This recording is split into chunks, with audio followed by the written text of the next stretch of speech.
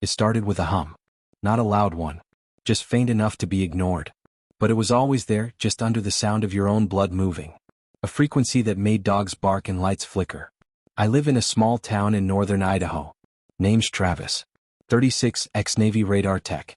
Now I fix broken electronics out of my garage, live alone, and talk to my radio when I can't sleep. I first heard the hum 3 nights ago. I thought it was tinnitus. Or maybe the power lines overhead. But then the hum started shifting, like it was searching for something. At 3:47 a.m., the radio came on by itself. Just static at first. Then a voice. Faint. Garbled. It kept repeating. Signal 47. Coordinates incomplete. Open passage. Awaiting beacon. I thought it was interference. I changed stations. Turned the dial. Pulled the plug. Still the voice kept coming. Same words. Same cadence. Then on the 4th night it said my name. There's not much to Birch Lake. One gas station. A bar. A bait shop. And water so still it mirrors the sky like polished glass. Locals avoid it after dark. No one really says why. That's where I saw them, just above the tree-line. 3 lights, perfect triangle. No sound. Not blinking. Not moving. I stood outside for 20 minutes watching them hover. They didn't act like planes. Or drones. They just watched. Like they were waiting for something to happen. Then I blacked out. I woke up in my truck parked by the lake. No memory of walking there. No keys in the ignition. But the hum was louder. Inside my head. That morning I found my neighbor, Mrs. Ellen Myers, standing in her front yard barefoot, staring into the sky. She was shaking like she'd been electrocuted. Did you see the lights? I asked. She didn't blink. Just said, they came into the house. Took Charlie. Charlie was her dog. Mean little thing. I screamed, she whispered. But no one came. Later that day, Sheriff Dunn put out a bulletin. 5 people had gone missing. All within 3 miles of the lake. No break-ins. No signs of struggle. Just gone. I keep an old shortwave radio in the barn behind my house. Built it myself. Copper wire, solar panel, stacked dials. Something between science project and obsession. At midnight I turned it on. It lit up like it was being fed from somewhere else. Frequency spiked.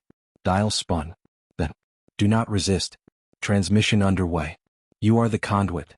The barn light exploded. I fell back, ears ringing. Then I saw him. A man. Standing just beyond the field. Pale. Thin. No hair. Eyes too wide. He didn't walk, he glided. Like his feet didn't understand gravity. I ran inside, locked the door, turned off every light. Outside the hum grew sharp, like it had teeth. I've started recording everything. It's not paranoia if it's happening. Date, October 4th. Time, 2:44 a.m. Event, woke up with blood on my pillow. Nosebleed. Left ear ringing. Memory gap between 1:30 and 2:40. Physical, thin puncture on left thigh. Not a scratch. Clean. Precise. I tried to call someone. Phone melted into static. Not turned off. Melted. As if the call itself unraveled. Later, I found a symbol drawn in ash on my front porch. A perfect spiral with 3 dots around it. I've seen that shape before. Birch Lake has it etched into a rock by the north bank. I never knew what it meant. Now I do. It means you've been marked. 3 days after she lost her dog, Mrs. Myers knocked on my door holding something wrapped in a towel. It was Charlie. But not Charlie. He didn't bark. Didn't growl. His eyes were milky white. He moved like he'd forgotten how bones worked. Something's wrong with him, she said, crying. I took a closer look. His fur was thinner. His paws were the wrong shape. And under his neck, hidden beneath the collar, was a metal disc, smooth, silver, embedded like it grew there. When I touched it, Charlie looked at me and said, "You are the conduit." Not barked. Said. I dropped him. He didn't flinch. Mrs. Myers took him home. The next morning, her house was empty. No Charlie. No Ellen. Just that same spiral burned into her lawn. That night, I tied myself to the bed. Not out of fear. Out of necessity. I left my recorder on. Video. Audio. Full spectrum mic. At 3:17 a.m., the lights came. First white. Then green. Then everything turned black. When I woke, it was daylight. I had burn marks on my wrists. My bedposts were snapped in half. The video? Just static. But the audio? Picked up something. Voices. Dozens of them. Layered on top of each other. All of them speaking in my voice. Saying things I don't remember. He will breach. We are data. Signal 47 complete. The husk is ready. Do not resist. He is one of us now. Sheriff Dunn came by the next day. Said people are asking questions.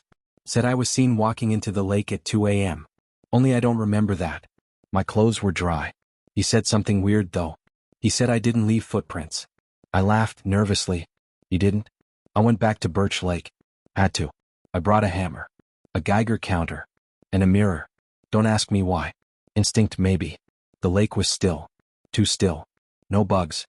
No fish. No wind. I stood at the edge holding the mirror and saw it. An eye. Just beneath the water. The size of a car. Black oily pulsing. Watching me. I swung the hammer into the water. And everything changed. The sky bent. The air screamed. Trees twisted inward. My reflection laughed. Then the eye blinked. And I was back home. Time? 3:47 a.m. This is my final entry. I don't sleep anymore. I don't need to. They've been in my blood for days now. Rewriting things. Memories. Muscle. Thought. I think I'm still me. But sometimes I say things I don't remember learning. Equations. Coordinates. Sounds not meant for human throats. Last night the radio said, "You are prepared. Awaiting alignment." I checked the calendar. There's an eclipse tomorrow. They're coming. Or worse. They're already here. In me. In Birch Lake. In anyone who's heard the hum. If you've made it this far, you might be wondering what's real. The abductions? The voice? The eye? Let me tell you something. You heard it too, didn't you? That hum.